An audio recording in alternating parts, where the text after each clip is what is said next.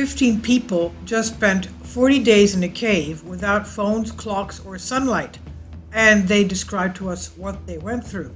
This is from Julian Kossoff, Business Insider on Science Alert.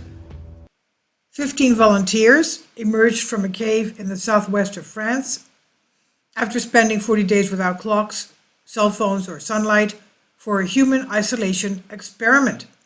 When I read this, I immediately thought of Noah's Ark. They were on there for 50 days. Now, the group here of 8 men and 7 women lived in the Lombrives caves as part of a $1.4 million project called Deep Time, which set out to explore the limits of human adaptability to isolation. The project, led by Human Adaptation Institute, ended on Saturday after 40 days.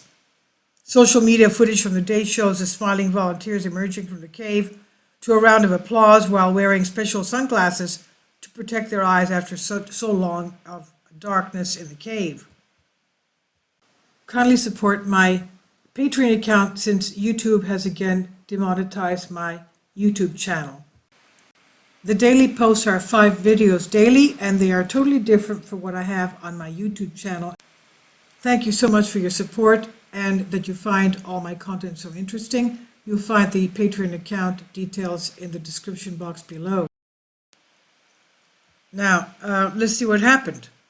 During their time in the cave, the volunteers slept in tents and made their own electricity with a pedal bike since there was no natural light. They also drew water from a well 146 feet below the earth. Since there was no sunlight, the team had to follow their biological clocks to know when to sleep, eat, or do daily tasks. To no one's surprise, they quickly lost their sense of time. Project Director Christian Clot, who was also part of the group, told reporters Saturday, "And here we are. We just left after 40 days. For us, it was a real surprise." One volunteer said they thought they had been underground for only 23 days. The group had no communication with the outside world and was not able to use phones or other electronic devices. One volunteer, math teacher Johan Francois, said he ran 10 kilometers or 6.2 miles circles in the cave to stay fit. He told reporters he had visceral urges to leave the cave, but other volunteers felt differently, with 2/3 saying they wanted to stay in the cave for a longer period of time.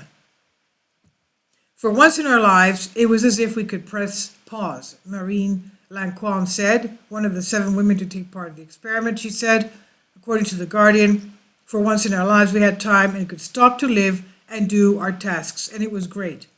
However, Lanquan did admit to feeling happy to be outdoors and hear bird song again. French and Swiss scientists at the Human Adaptation Institute monitored the volunteers closely during their time in the cave.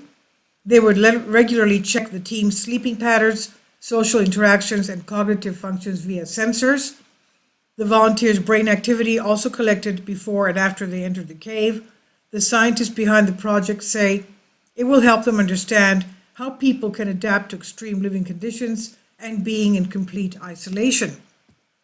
Of course, they were not in complete isolation. They had 15 in their group, so it's not as if having 1 or 2 or 3 people in a cave. Now, Clot said, "Our future as humans on this planet will evolve." This is what she said after emerging from the cave, saying we must learn to better understand how our brains are capable of finding new solutions, whatever the situation. Please leave your content about this, and thank you for your support.